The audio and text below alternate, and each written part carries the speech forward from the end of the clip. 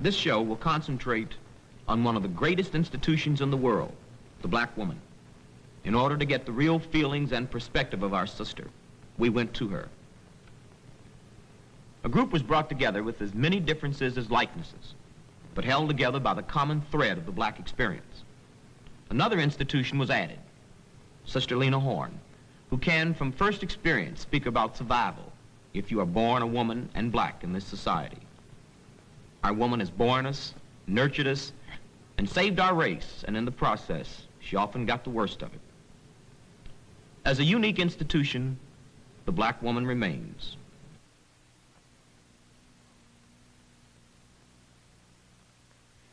I believe the role of a black woman is to work for a just society, in the kind of a society in which children can grow up without fear,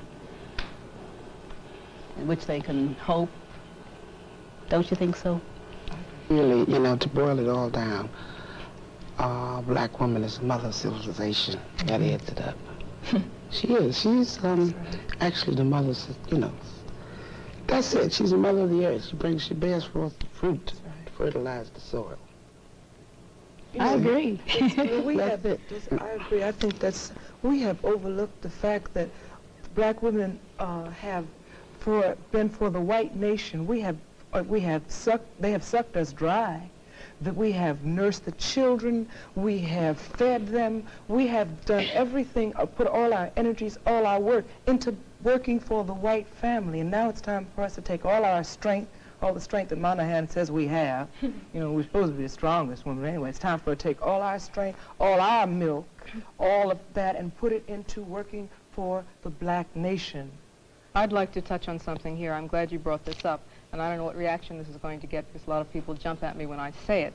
But unfortunately, all people in this country, black people and white people, are subjugated to the same system of media, are subjugated to the same systems of communication, are subjugated to the same conditioning.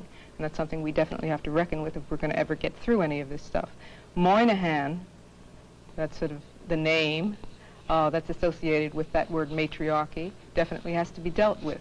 I'd like to deal with him face to face. Right. I think that unfortunately, a lot of us, black men and black women, believe in the myth of that matriarchy. And I think that belief engenders a lot of negative things. Number one, it says that matriarchy is inferior to patriarchy, which is a whole thing right there. You see that patriarchy is a sort of natural or divine order of things, which is not so. Two, that black men have believed and internalized the myth of white womanhood in this country and Anglo-Saxon impositions, so that they place us in relation to where white women are. There's two things a woman, I believe, being a black woman and a very proud black woman, can do for a man, make him or break him. And then you take into consideration how the black man has been berated by the white man. His woman, you know, adequately couldn't have the luxuries of another woman, born the same just like her. This man has to, you know, black men have stood by for a very, very long time and been humiliated by the system. He can't get the job that this fella can get. And you must understand that his wife might have to go on welfare. He has to stay in the humility of that. He has to watch the plumber duck if the welfare worker come in there. You understand me? He has always been like made to feel he's below the next man. So you must, all this you must come, you know, take into consideration. You know, now black men are learning, you know, that they're part. They're beginning to feel like a man. They're getting their dignity and their pride back. So he needs a woman to keep on pushing him. Vice versa, you know. When you say about, you know, in the system, this system has destroyed, actually, the black man. You know, because everything that we've ever done, there's no part of this country that you can say, if you touch that a black man didn't bring it in here. You know, everything that they built, they've never been able to share with it. I don't even want to hear that, you know. What society have done, just took our black men and destroyed their manhood. That's what they've done. Aid and abetted. Please, I'm certainly not in disagreement. I'm in 200% agreement with everything you said. I think we all are. But mightn't it, excuse me, mightn't it be, you know, like, we understand that what the brothers are going through now, as you say, the cultural nationalism, but mightn't it all be very revolutionary, and you might be the better woman for understanding that they, at this point, they need you to walk a few feet behind them to get their manhood together. So if it takes that, then I'm going to do whatever the brothers need now. I mean, I've been doing a lot of research on slavery, and talk about wiping out and ripping off a people. They did it to the black man. They did it. And if it takes, at this point, a cultural nationalist say, you got to walk 4 paces behind me, baby, slow. If that might be revolutionary, I'll do that. I mean, I'm going to do anything at this point that's needed. Is that revolutionary? How revolutionary is it if one half of us is in condescension and a kind of almost fear, saying, walking 10 paces behind you, saying that in order for me to, quote, regain my manhood, maybe that's I have to deny you your right peoplehood. No. Is that revolutionary? I think we I'm really have to saying explore if somebody that. really needs that, I don't. We just have to do whatever we need to do to help that these says black to me men that get you together. really believe that there has been this thing called a matriarchy that, as Moynihan I put it, believe we've been ripped off as a people. Black people have been ripped off. No, we haven't been ripped off. but you're not dealing with the internal thing that really... I take that back. Black people hasn't been ripped. Black people have been raped of every ounce of human things that's entitled and due another human being. Right. Do you know how we that's really what it can't is. get this together? And really, because to me, this is very alien, and we shouldn't be sitting here talking about defining something which has been defined for us. We should be about redefinition. And I don't particularly care whether I walk alongside, in back of, or in front of. That is going to have to be defined for me by my man. We know too well what our being is all about in the United States of Europe. We have to deal with that. That's why I started out by saying, are we talking about changes within existing systems? Because that's all we're talking about. We're talking about a black nation within a European nation. And if we have to deal with that, then let's redefine our own culture and stop being a subculture. Stop worrying about the man. That's deifying him. Who is the man? You know. I agree with you, except, sorry, go ahead, Amelia. No, I just wanted to mention in terms of cultural nationalism and what, brothers feel. I don't know, if it's all true that brothers would like you to walk 10 paces in back of them. But I do know that we do have a definite role, and until we play our definite role, they cannot play their definite role. And our roles are complementary, complete and make perfect that which is imperfect. And that if we go about being the inspiration of the nation, and again, educating the children of the nation, and participating in the social development of the nation, that it would be no problem. And when we say we should not discuss things, we start out to discuss them. Like, why raise Moynihan if he's invalid? Don't raise him. Don't talk about him. I really believe this very strongly, that as much as we would all like to say that and struggle every day re-examining ourselves to do just that, that we are, unfortunately, very much a part of that dominant culture. It does affect us. Now, if it didn't affect us, we wouldn't be fighting crackers. And that's the truth of it. If it didn't affect us, we wouldn't get mad about what Mr. Moynihan writes. And if it didn't affect us, certain people would not react to the myth of the matriarchy in the way they do. And that's why it has to be exposed and destroyed. It's not that I really want to spend time talking about Mr. Moynihan. It's that I think that we have to get rid of the illusions, we have to get rid of the poisons, we have to get rid of the lies. And one way to do that is expose it and dissect it. Another way, if we create a new life, a new value system, and live it as an example. That's what I'm talking about. That's it. That would probably be the That's best it. way, because then people could see it as a living thing and not as a theory. Because what we need to do is to reestablish a new value system. That's what black people need, a value and system. exactly, and how do we go about that? We go about it the way you go about daily work. First of all, you decide what you want. You establish your value system, you start to live it. And the people in your community, you start talking to your neighbors. You get yourself together first. Exactly. Then you get your community together. We're in agreement. Then you get your neighborhood together. We're in agreement. Right. And then you can move on out. But in the beginning, you got to make sure you got yourself together. Right. You know, Okay. you have to start right here. But I think we ought to be sure we understand what she's saying. Now, this relates to what you said earlier about the black nation, right? Exactly. I'm not sure I understand what you mean by the black nation. I mean, black people's lives, being self-determining, defining yourself, naming yourself, and having political power. We're a nation already without political power and military power. We're a cultural nation without political and military power. We're a nation, you know, in captivity by another people, a people who have a different, totally different culture than we have, who cannot even relate to the things that we relate to. That is the problem. And as black women, we have to be the inspiration for the nation, for our men. We have to start out into the community educating the children, educating ourselves. Because once we educate ourselves, the children will become educated, because we are the ones that teach the children. We are the ones that decorate the homes. We are the ones that are with both female and male children. We are the ones that the children look to as the image in terms of their daily education. So it is important that we don't get our values mixed up and feel that we have to educate the world. We haven't first educated ourselves. It's still always a self thing. Indeed.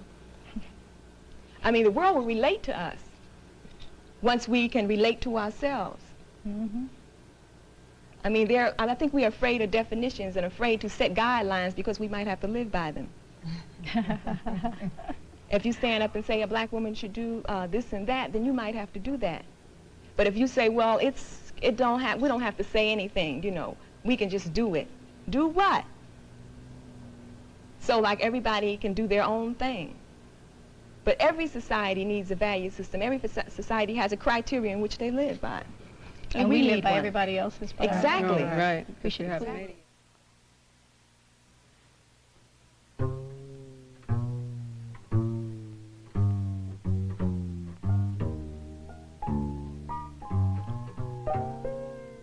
I'm a cotton field in the burning sun. I'm the lash of a whip when the day is done.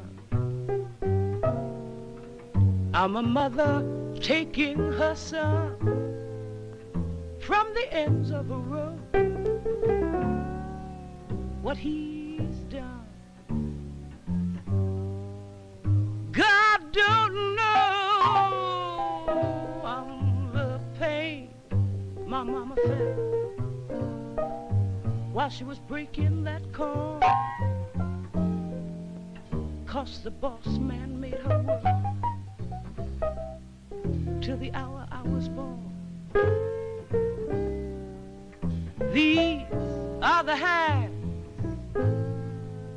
that fix the food with a smile,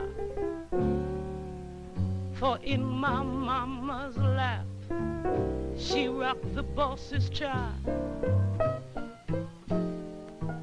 Do you want to see this land? Then listen to what I say. Do you want to see this land? Look in my face. I'm a soldier on a battlefield, far away from home, who's fighting for something he's never known. A ghost from my past guides me from day to day, and to know I'm going right keeps me on my way. Do you want to see this land? Listen to what I say. Do you want to see this land? Then look in my face. Hey.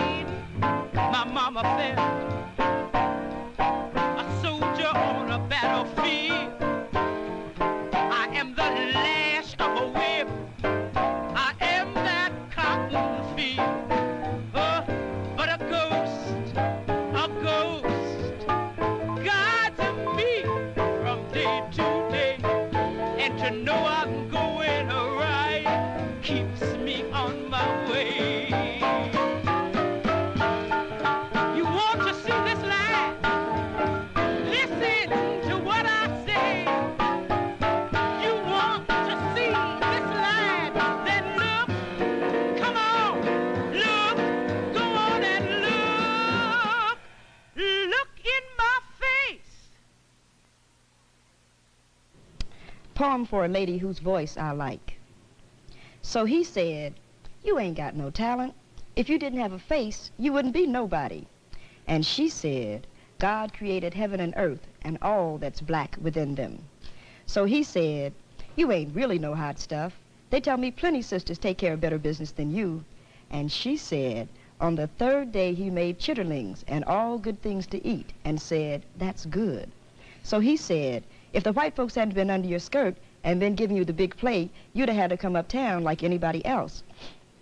And she replied, then he took a big black greasy rib from Adam and said, we will call this woman, and her name will be Sapphire, and she will divide into 4 parts that Simone may sing a song. And he said, you're pretty full of yourself, ain't you? So she replied, show me someone not full of herself, and I'll show you a hungry person. That's the poem I did for you. Yes. I think I should probably tell you, you know, maybe other people don't, that I had that said to me in 1942. I worked at the Howard Theater in Washington, and a black band leader told me, there's millions better looking, sing better, and it hadn't been for you being picked by white folks, you know, you couldn't make it. And it stuck with me a long, long time in my life, and I'm still trying to learn how to sing, but I say inside every black woman, there's an Aretha screaming to come out. You better believe it. And that's me. That's, yeah. You know, I don't think it, you are the most imitated singer, black or white, as they say, in the world. I think that happened because I was picked to, like the man said, I was picked at that time to be what they thought a black woman was like.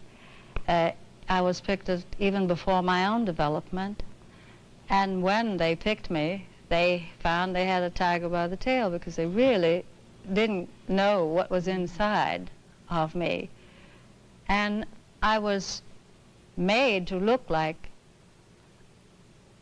someone not me. I was made to look like I had to learn to sing, and I was not allowed to imitate rhythm and blues records because they weren't played very much, and I was raised by middle-class people who didn't believe in singing the blues.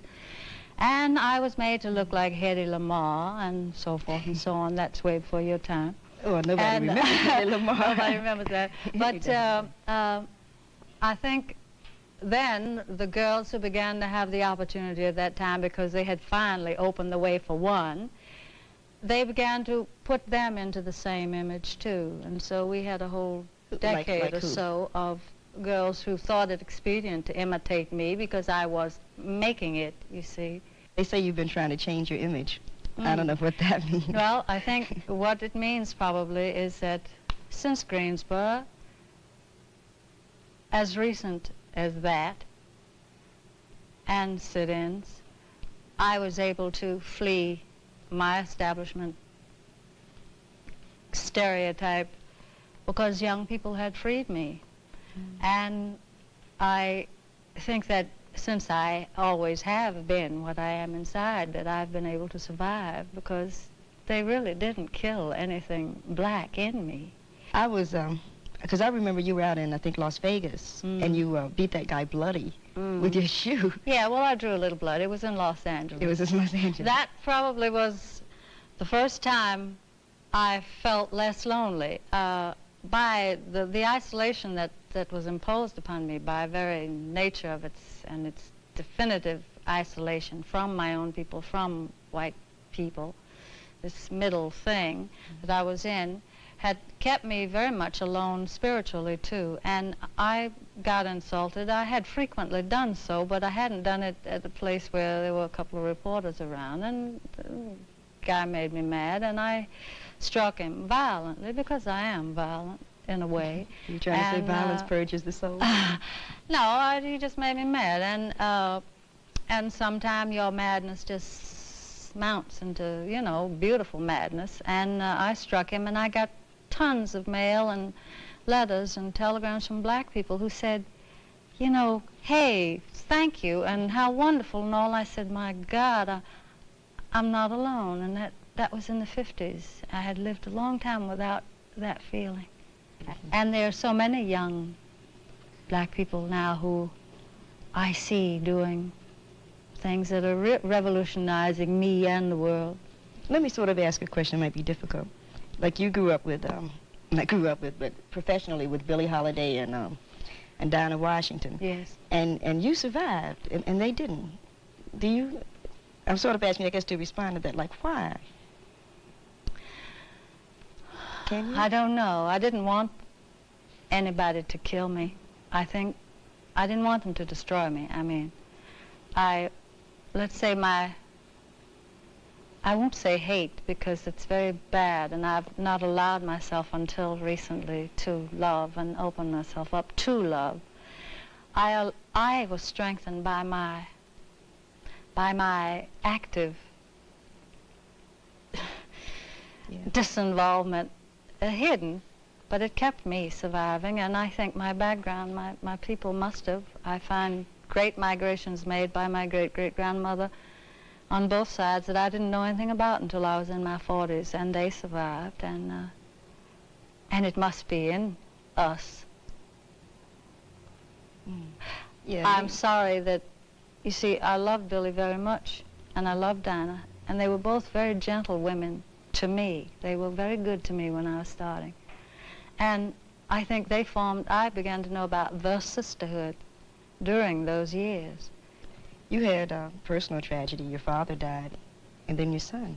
Yes, this past 6 months I've lost my father and my son, and they were both black men that I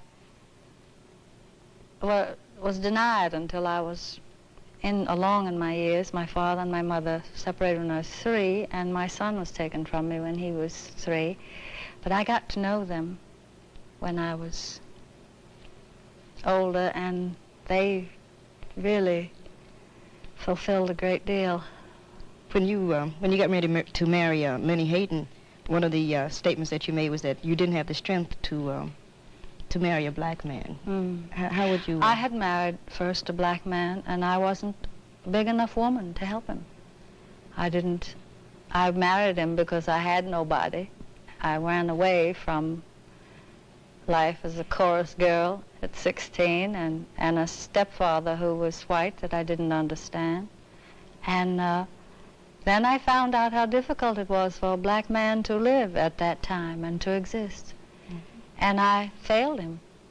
I didn't know. I didn't have enough consolation in myself because I'd never had it to give to him. What do you think about the Angela Davis case? What do you think about Angela? I think that I hate to see another one about my young women being destroyed. When Angela was arrested, they had a thing uptown. Her mother came, her sister was up there. And one of the parents at 13, I believe, one of the young ladies, was saying, you know, they can say Angela is beautiful, and they can say she's brilliant, but she's right in the same women's detention home that the sisters that walk the street are in. What I'm so afraid of is this actually is a calculated, genocidal move in many instances, because the threat of this kind of strength that these young people have, which may not always be comparable to the kind that our ancestors had, is so positive and so fearless that it frightens people. And I don't want to see this continue, but sometimes I worry that it's a concentrated, thought-out effort to not have a young generation so strong and so beautiful.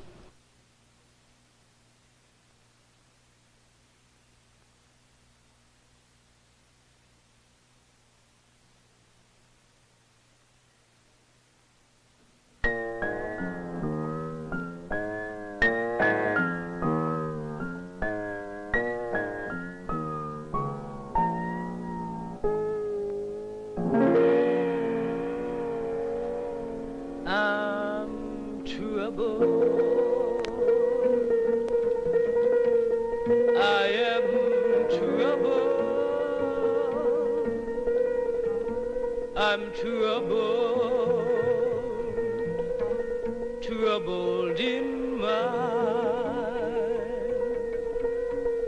If someone don't help me, I surely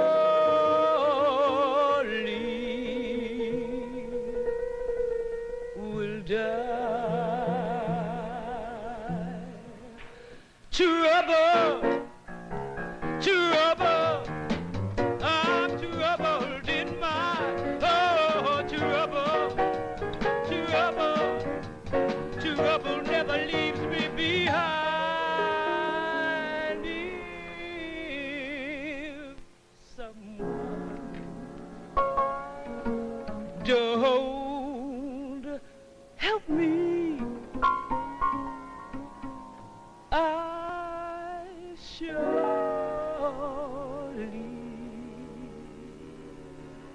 will die. I